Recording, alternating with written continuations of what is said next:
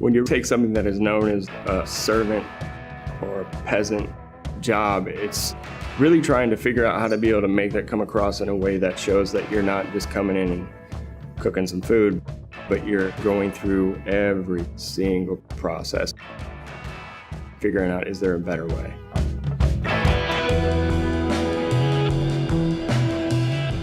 I love St. Augustine. It's got a lot of Southern influences, which is one of the things that I'm extremely attracted to. St. Augustine is known for a lot of rich history, but a lot of people don't really recognize the amount of history that's happening in Lincolnville that was here in the past and is still here today. The name preserve connects to two different forms. It really connects to the building and our goal to be able to preserve as much of the building as possible.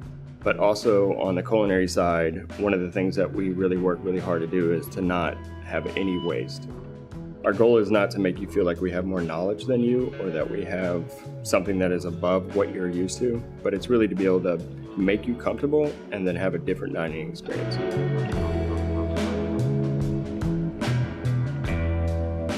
A lot of the things that we do are based off of French fundamentals and then highlighting what's going on in the South, allowing you to kind of see something that you're used to on an elevated level, seeing it done in a way that's a little bit more refined, making you feel like you're here, you're our guest, and we're here to make you happy. We kind of started off with fine dining and then retrofitted our simplistic cafe into a Southern barbecue spot to kind of tie it into more Southern. While doing that, we also started selling pickles. You know, when we first started off, it was, if we could do like 20 or 25 jars a week, that was plenty. Now we're at the point where we do a pickling program here and at other locations just to be able to keep up with it. And typically on a weekly basis, we'll go through 100 to 120 jars of different pickles. The commissary, also known as the chop shop, butcher shop, is kind of what helped keep everything where it needed to be, based off of necessity of not only us, but the community as well. The community was always talking about the old butcher shop. We had people that were coming in all the time and asking, can we buy beef from you? Can we buy pork from you? We just really couldn't do it at the time, so out of necessity for the community, as well as for our restaurant group, the natural next step was being able to go into a butcher shop. And the cool thing that did was it took it directly out of a third party's hands and put it in our hands. So now not only do we know where it's coming from, but we're also doing all the butchery ourselves.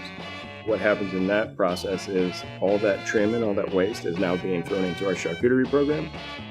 Most people look at sausages and things like this like it's all the bad cuts and all the nasty stuff. And the reality is that it's just trim based off of the things that you're already eating.